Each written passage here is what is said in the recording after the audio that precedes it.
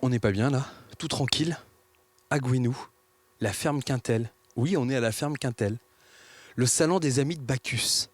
Bacchus, le dieu du vin. Eh ouais, c'est par là.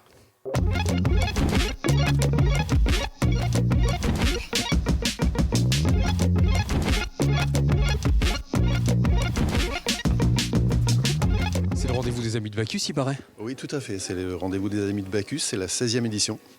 Déjà. Déjà, oui. Ça fait 16 ans qu'on fait ça dans ce lieu magique un petit peu, où on fait rencontrer nos vignerons, ceux avec lesquels on travaille toute l'année au sein de la cave de Bacchus. Bon, je crois que tu es la bonne personne pour me faire la visite. Je crois aussi. Allez, c'est parti. Pour une visite comme ça, je crois qu'il faut un accessoire indispensable. Oui, il faut un verre. N'est-ce pas? Ici, on propose même 2 verres. Ça, c'est un verre Ienao, c'est un verre de dégustation. D'accord. On a aussi un verre expert qu'on appelle le verre expert de chez Spiglo, qu'on propose aussi aux clients pour ceux qui veulent avoir encore une autre dimension du vin, parce que le vin peut se goûter différemment suivant le verre dans lequel on le déguste. Tu conseilles de démarrer par un blanc? Moi, je conseille disons, les gens qui viennent ici, en général, quand ils ont un petit peu de temps devant eux, on leur conseille de démarrer uniquement par des blancs. D'accord. Faire le salon des blancs.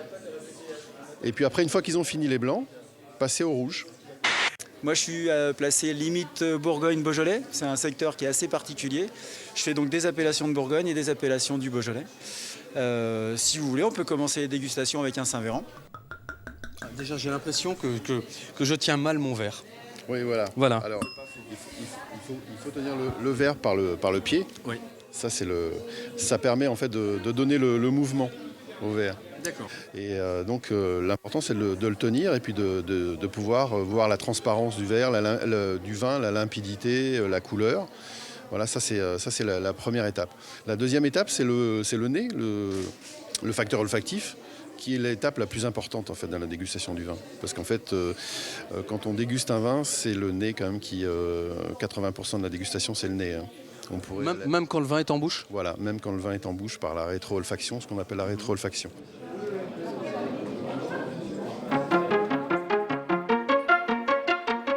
Celui-là, je vais le garder, moi.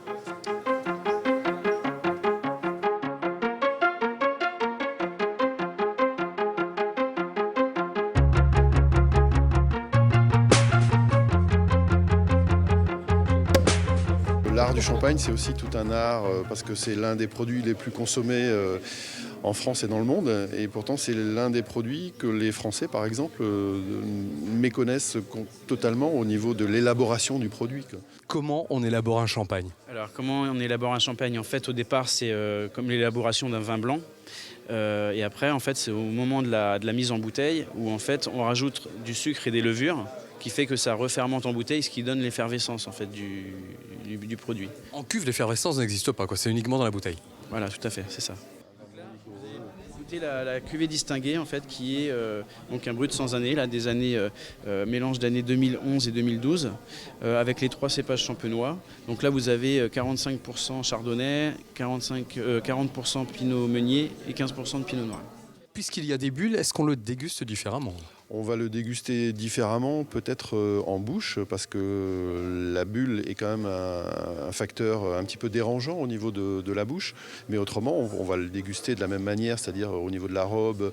Alors sur la robe, il y a la bulle en plus, hein, la bulle, voilà, le train de bulle, le cordon. Enfin, il y a pas mal d'éléments qu'on peut analyser sur la robe du champagne. Après, au niveau olfactif, c'est un peu comme un vin blanc. Hein. Non, je ne cracherai pas.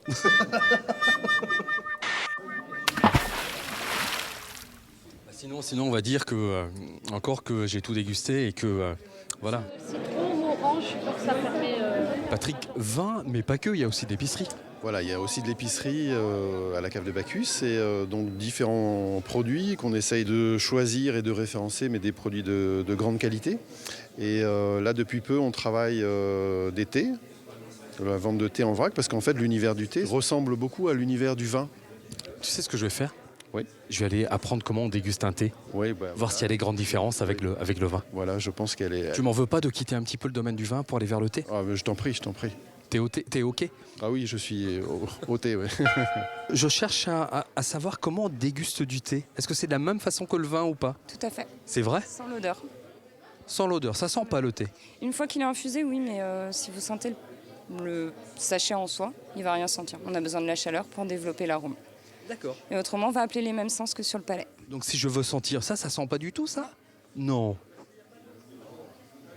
Moins. quasiment pas. Voilà. C'est quoi ça? Ça, c'est un thé vert de la région du Darjeeling, en Inde. Et toi? T'es plutôt thé vert? Plutôt thé noir? D'accord. Je vois une affiche ensemble contre la muco. Dis-moi, il y a un petit partenariat qui se passe quand on vient au salon ici? Tout à fait, sous plusieurs formes d'ailleurs, parce que ça fait quelques années déjà qu'on aide le laboratoire du professeur Ferrec, hein, qui se bat contre la mucoviscidose. Ici, sur le salon, on reverse 10 centimes sur chaque bouteille vendue et on fait une tombola. Et donc, les fonds de cette tombola sont reversés entièrement à Muco 29. Un petit tour dans la deuxième salle? Oui, parce qu'il y a une deuxième salle. Parce qu'elle est grande, la ferme de Quintel. Voilà, elle est grande, il y a deux belles salles et donc on les investit toutes les deux. Pardon? Il s'est cassé. Oh zut. C'est pas grave, hein. De toute façon, je vais le poêler tout de suite. Donc, allez, merci. Bonne soirée. C'est pas les cèpes de Bordeaux, c'est bien des cèpes de chez nous, ça? C'est des cèpes de Bordeaux bretons. De chez nous. Bien de chez vous. Alors, Bien de chez vous. il y a un bruit qui court, comme quoi tu es à peine arrivé, t'es parti faire ton petit tour, et qu'est-ce que t'as trouvé? T'as ton coin à cèpes ici. Ouais. Tous les ans, ça fait je sais plus combien d'années que je viens, et tous les ans, je trouve des cèpes ici. Justement, si je me fais une poêlée de cèpes ce soir, tu me proposes quoi comme vin avec? Un Minervois? Ah ben, fatalement. Un Minervois, et ça va être la cuvée Eden, qui est une cuvée que j'ai fait avec des amis. Ah oui, ah bah oui, On a tout mis dedans. vous avez tout donné là. Ah, on a tout donné. Là, Version carré rouge. normalement, l'étiquette d'origine, il n'y avait pas de carré. Et puis, on en a vendu aux États-Unis. Et là, on a été obligé de rajouter un carré rouge. Parce que le puritanisme américain, voilà, bon, voilà. Mais ça, c'est un vin de copain. Et ça va très bien avec les cèpes. On est chez toi, Anne. Oui, on est chez moi. La ferme Quintel, ça fait combien de temps que c'est une ferme accueillante comme ça? Alors, 25 ans cette année. 25 ans, avec la première réception qui a été un mariage. Et depuis, donc, on diversifie en faisant et des événements d'entreprise, des salons, des séminaires, des réunions, dont le salon des Amis de Bacchus. Ça fait 16 ans qu'ils viennent t'embêter, a priori. Non, ça se passe super bien. C'est une bonne collaboration et vraiment, c'est rodé, ça roule, c'est bien. Patrick, grand merci pour l'accueil sur le salon des Amis de Bacchus. Rendez-vous l'année prochaine pour la 17e, c'est ça? Voilà, c'est ça. C'était un plaisir d'accueillir TBO sur le salon des Amis de Bacchus. Et Anne, merci pour l'accueil à la ferme de Quintel. Santé, santé, santé.